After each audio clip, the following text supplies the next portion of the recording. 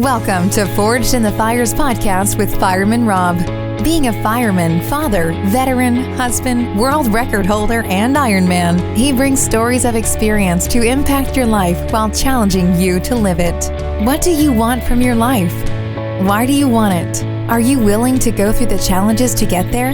If you have the courage to take that first step, let this podcast be the catalyst to start your fire, while you bring the resilience to make it continue to burn. Our lives are made up of moments called right nows. So let's get started. Forged in the Fires podcast with your host, Fireman Rob, begins now. Welcome back to Forged in the Fires podcast. I am your host, Rob Verhelst, better known as Fireman Rob. Got a great guest for you today, Christian Jensen. He is the executive director of myTEAM Triumph, Wisconsin. Not only that, he is an Ironman athlete and has done Ironman Wisconsin and Boulder with Mary. It's crazy. Yeah. I had to drop out of Boulder, and Christian did it while pulling and pushing somebody else. Christian Jensen, it is so good to have you on the show today. Thanks, Rob. Appreciate you having me. Awesome to be here. Now, you have really put your passion into action with myTEAM Triumph, and you've created something amazing here in Wisconsin. Tell us a little more about the mission, the mission of inclusion for myTEAM Triumph. Yeah, well, what you see on the surface is a little different than maybe what's the mission, and I'll kind of talk about both things. How the mission comes to be is really around how do we get people with disabilities to be able to participate in endurance racing as a team, have this fun and challenging experience. And ultimately from that, which is the mission, is address one of the biggest problems that people with disabilities face in terms of their health, which is social isolation. And what comes from that is, lack of self-confidence and depression and all of these mental health issues that from being isolated because of the disability these people face.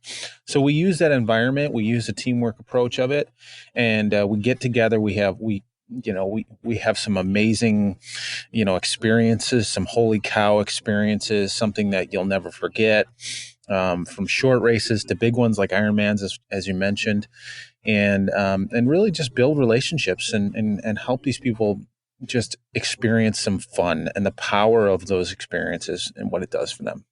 And you have it's called Captains and Angels. So tell us a little bit more about who is the captains and who are the angels. Right. So the captains are the athletes with disabilities. There's a wide range that we serve, from people who are very high functioning physically and they're running themselves and maybe super fast, to those that have more of a severe disability. Maybe it's cerebral palsy and maybe they can't use their arms and their legs. So it's quite a range. And then they're paired up with usually a team of 3 angels and able-bodied athletes. These are runners, bikers, triathletes, and together they train for and then participate in any distance running, biking, triathlon event. And now, when I've had the honor of being able to be an angel numerous times, and as well as my kids and my wife, and the most impactful thing is being able to go out there and help somebody and be part of something bigger than yourself, because you really see the smiles, you see the impact that such a simple thing as, there's so many runners that do 5Ks and 10Ks, but there's also individuals like the captains that people told them that they can't do that, or that they're not going to be able to do that in their lifetime. And that's what myTEAM Triumph really is amazing about. So tell us how this all began. How did it all begin for you with myTEAM Triumph? Yeah, well, personally, I've not always been an endurance athlete. I think that's a very common thing, in the typical endurance sports world. Not everyone was a cross-country runner or a track runner in high school or middle school. In fact, I think most people, hate it when that gym class comes up and they say we're running the mile today. Oh yeah, that And, was not a fun day. I'd rather run to Taco Bell. And then we all puke and, like, oops, I shouldn't have eaten 12, French toast sticks right before this. So that was me. I was a meathead in high school. I was a shot put discus guy, football player, big guy, and same thing in college. And I hated running. And I got into it mainly after getting done with being a thrower, because you can't do that for fun with your friends on the weekends. And just trying to maintain health, but also trying to just battle with some mental and emotional issues. I was dealing with a lot of depression, and I struggled with an eating disorder for a number of years after my father died, and we lost our house to a fire. And so I kind of went in this really deep, dark kind of personal place for years. And then I met my wife, and she was a huge just turn around for me. Then I moved to Green Bay and started working at a hospital system in Green Bay called Bell Health. And while I started working there, I was in the fitness and athletic performance department. I started working with a gal, called me up. She said, hey, my name is Mary. I want to get stronger. I want to lose weight. She was my first client. And, straight out of college, I was just so jacked. I was like, dang, like my first client, I'm so pumped. And I'm like thinking I'm going to work with athletes, and, we're going to start doing med ball stuff and plyos, like, really high performance things, which is my background. And Mary literally comes into the appointment on her husband's back. Like she was piggyback into, and this isn't an adult, and, and it's one of those things that, like, when you think you're going to experience one thing and it's completely different and you're like speechless, what do you do? And so I got to talking with her, and she's like, I have muscular dystrophy. I've had it. I've had it my whole life, but I was diagnosed when I was a teenager, and then it's just been progressive ever since. She used to be fully functioning physically, and when I met her at the point, she was in the late 50s, like she could only move her arms and her legs. Or excuse me, she could only move her toes and her fingers and her toes. Like, so it was really progressed at that point. And I was just blown away, because when I grew up, I was afraid, I think like a lot of people, how to talk to people with disabilities. Like I was never really afraid of the person.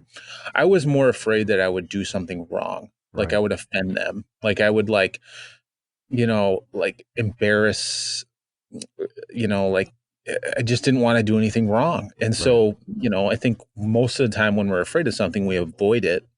And so that's what I did. And so I was very kind of thrust into this, conversation and this interaction with Mary. And so I started working with her, and we did, some things, to really try to help her core strength and get her to improve her functioning.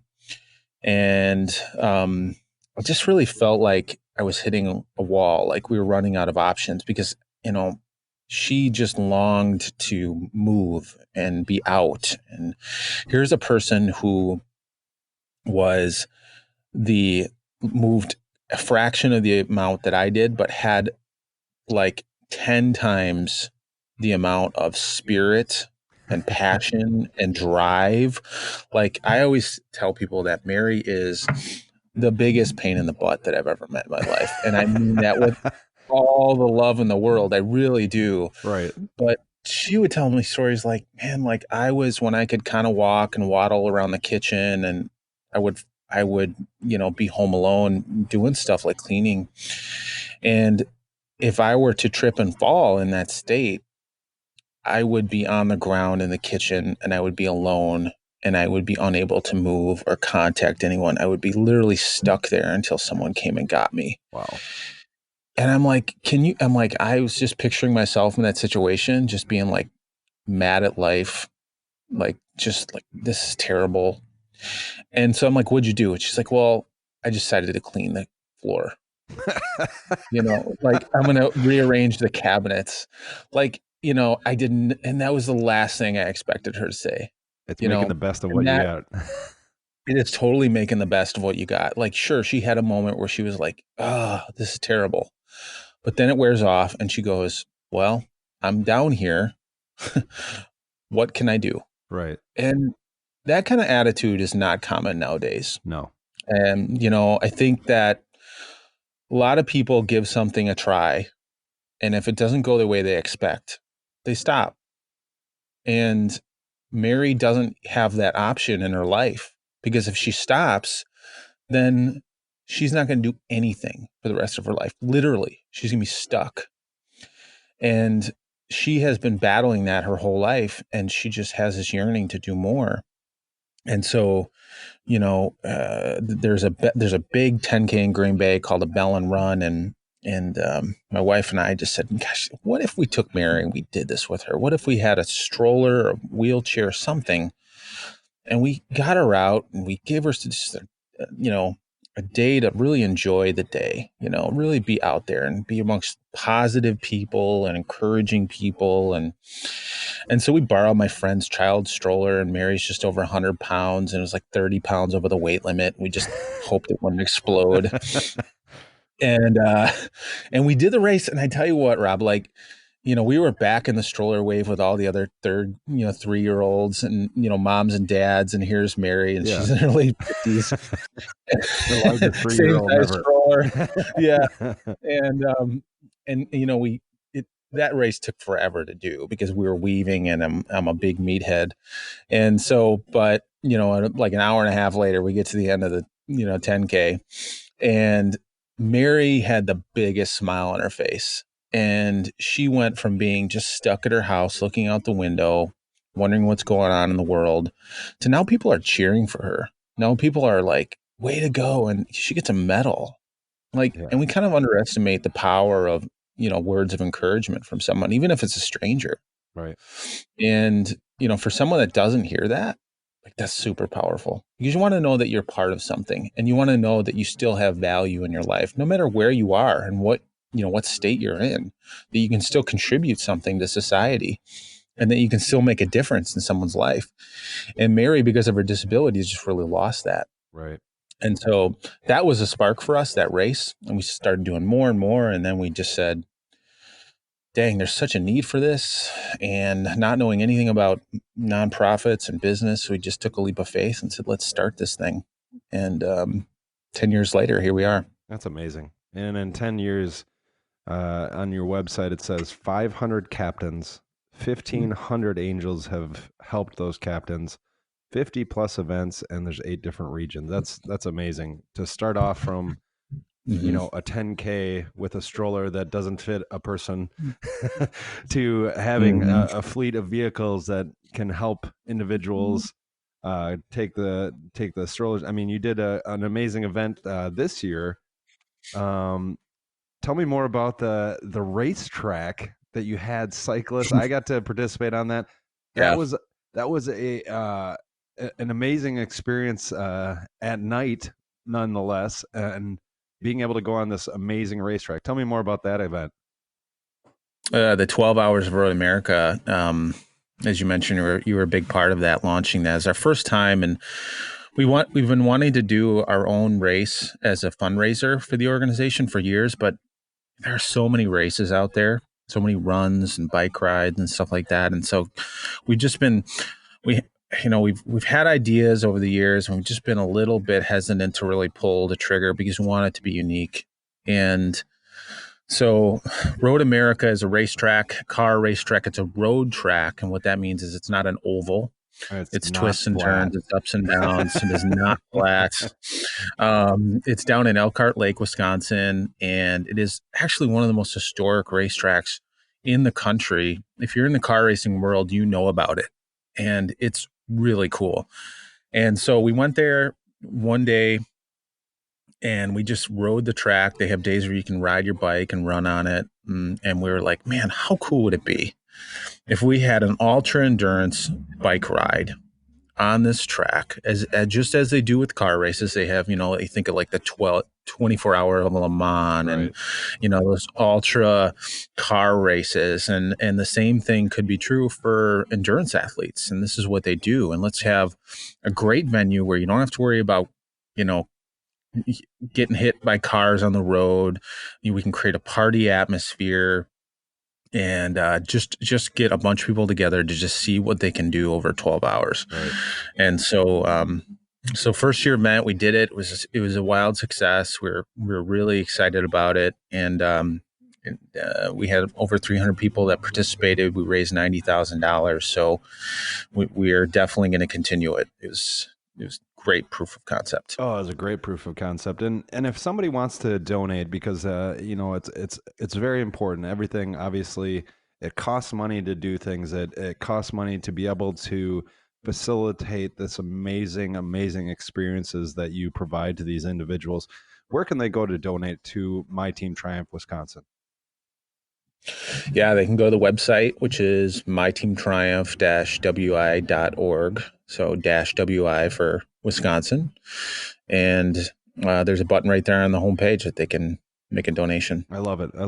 Now, when you look at your vision, and I love reading about it, a community which embraces, celebrates, and empowers those with diverse abilities, and I think that's such a key component. Mm-hmm. I mean, I tell the story, and I've told this story about my kids. It's actions speak louder than words, and being part of myTEAM Triumph for a few races when my kids wanted to. They're like, we want to push too. We want to be part of this. And we got to do the zoo run. But it is such an impact to have adults do this and have kids see that this difference, in our society, we see it as a difference, but this individual is still part of our community and still has the abilities to do things as long as you're willing to step up and be that person that wants to make that difference. It's an amazing accomplishment that you've been able to make with myTEAM Triumph. Now, tell me about your athletic endeavors with Ironman. Now, you have done how many Ironmans? I've done 2 official Ironmans. And both with myTEAM Triumph, Wisconsin, correct? Right. Yeah. Wisconsin in 2013 with my friend Mary, and then Boulder in 15 with my friend Ian. And Boulder, I want to go into Boulder more. So those who don't know, Boulder is at elevation. and Yeah. It is a very, very complicated course. I mean, it's a very hard course.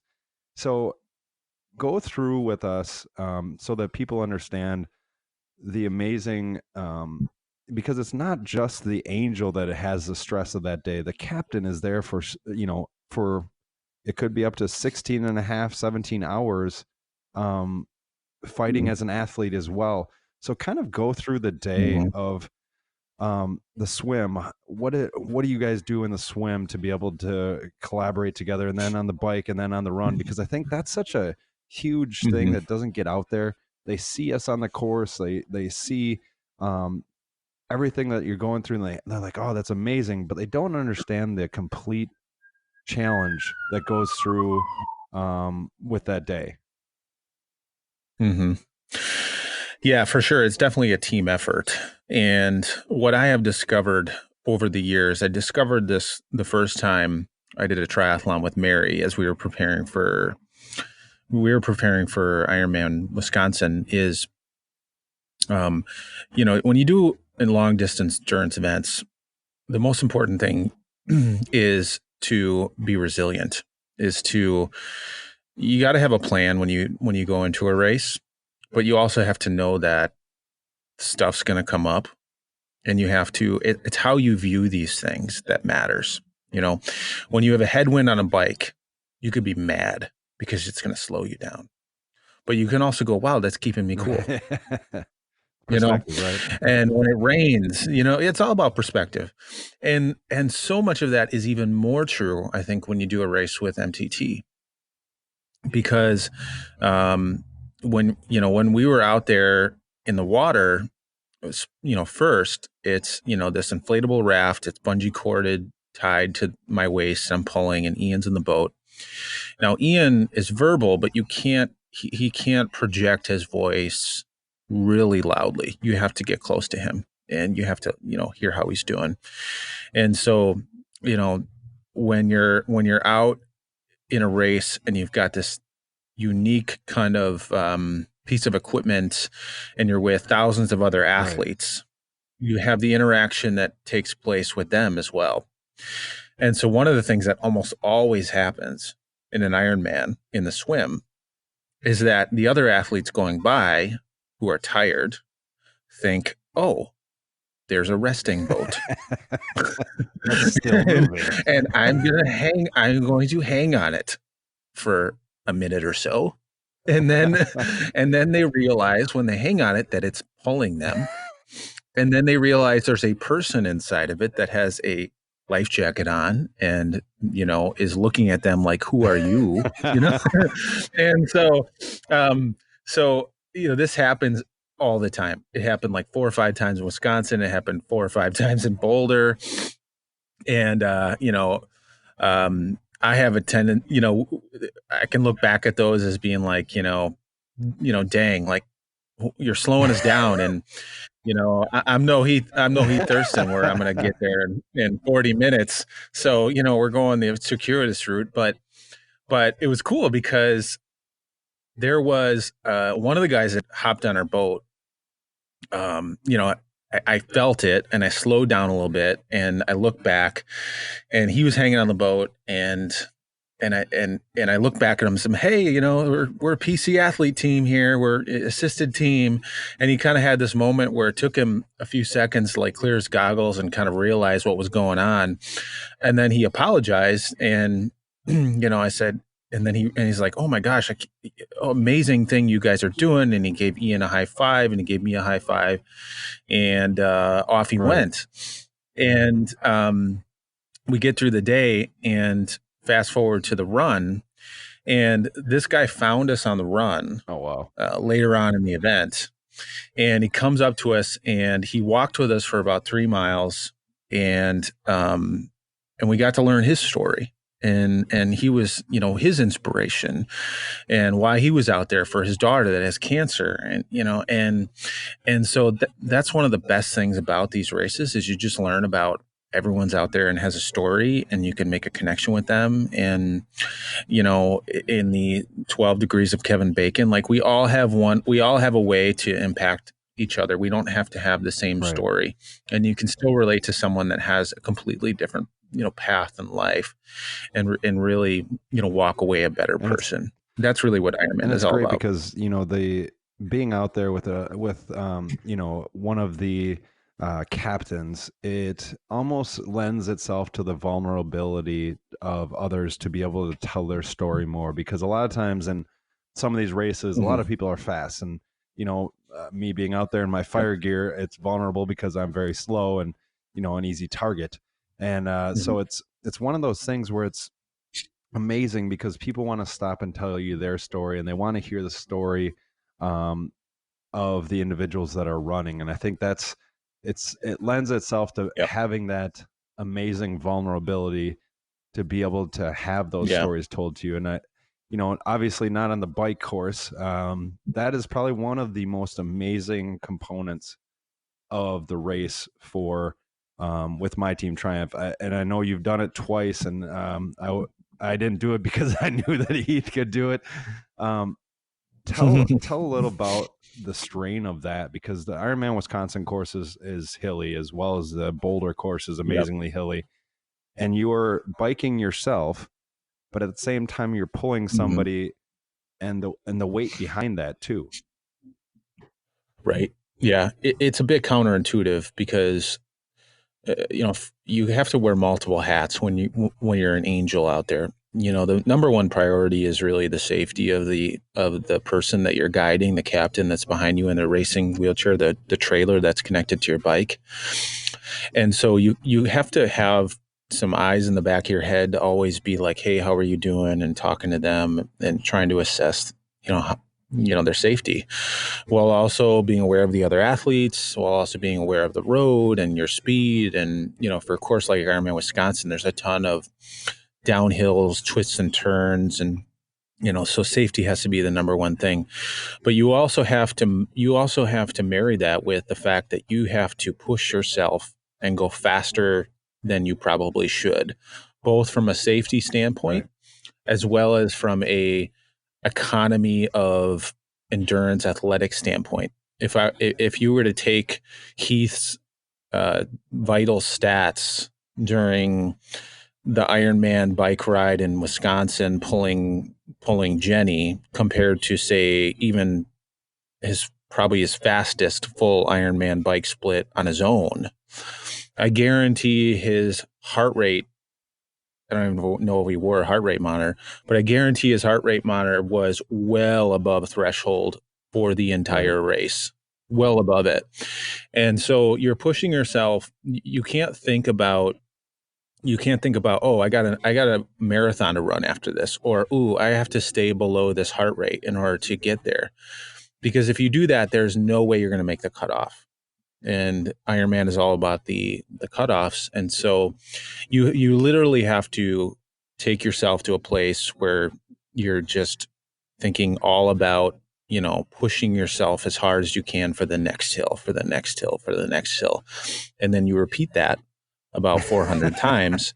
And the goal is that you can get to the finish line in under time. And every time that I've done it, it's been less than 4 minutes. The 2 times that I've done it, it's less than 4 minutes to the cutoff, and it's a really hard thing to do. And it's and I don't consider it.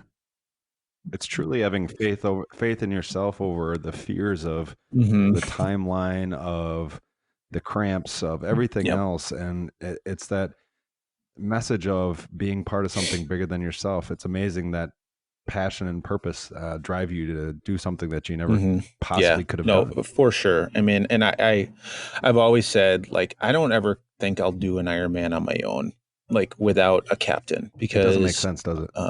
The captains give.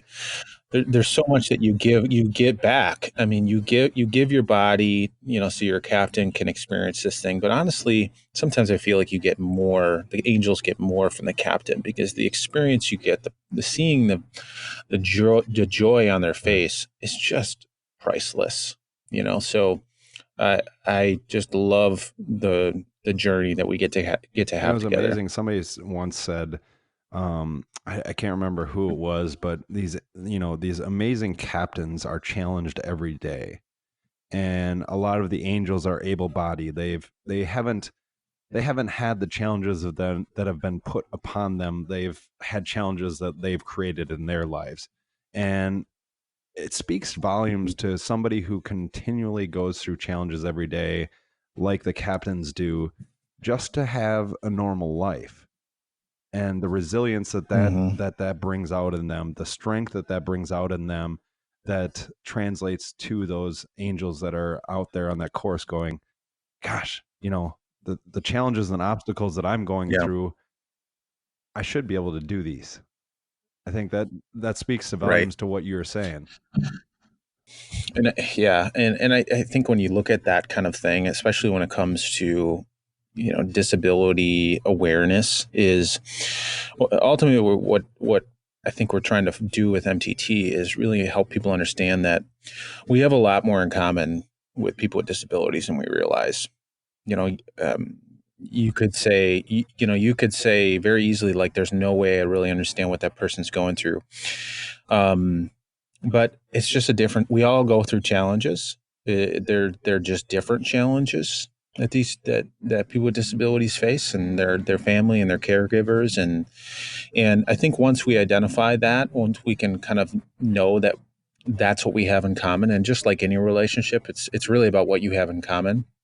Then we can start to really appreciate. These people beyond the differences. Then we can start to have this shared experience and start to think about them beyond the wheelchair.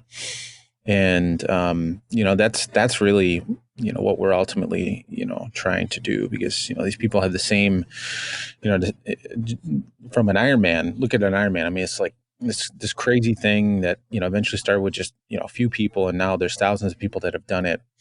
But the dream of it, the there's more to myself than I think I have. There's more to me. Is the same dream that everyone has, whether you have a physical disability or not. And, so trying to just focus on what really brings us together is ultimately what's most important. I love it. Well, Christian Jensen, it has been such an honor to have you on the show to kind of give insight as to how people can be part of something bigger, and how, we're all in this together, and we're all, going to move forward together. Some people just need some other individuals' legs to be able to do it. And thanks for providing that with myTEAM Triumph and with your vision. And I think that's such a great thing. I always end my podcast the same way. There's 3 questions that I'll ask you, and then we'll have a rapid round. There's no right or wrong answers, so you don't have to worry about it. Oh boy! Oh boy! It's just, I know you're getting nervous over there, but don't worry. A little more coffee, you're good to go. I got it.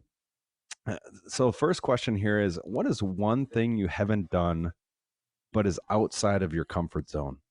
Oh, dang. And it can't be answering this question. Doing a race in a tutu. Now that is going to be on live air. I have a tutu fear. Yes, that's just it's just going with gut, whatever just jumps in your brain, and for some reason that did.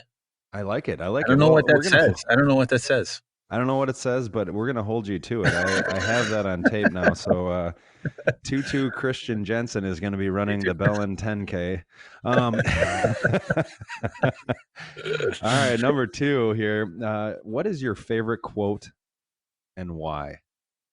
Favorite quote and why? I heard when I was in college, I studied kinesiology, exercise science, and one of the teachers who was teaching anatomy and physiology, he kept using this phrase, what we think we know is. And he was describing the human body, he was describing anatomy.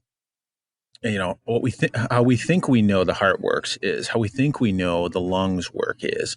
And eventually I stopped him in class and I said, Professor, don't we know how the heart works and how the lungs work? I mean, we've been studying this for hundreds of years. Why do you keep saying what we think we know is? And he stopped the class and he said, the essence of learning is not the accumulation of knowledge. It's the understanding that learning is a journey, and understanding is a process. And so one of the most important things that you can say in life is, I don't know.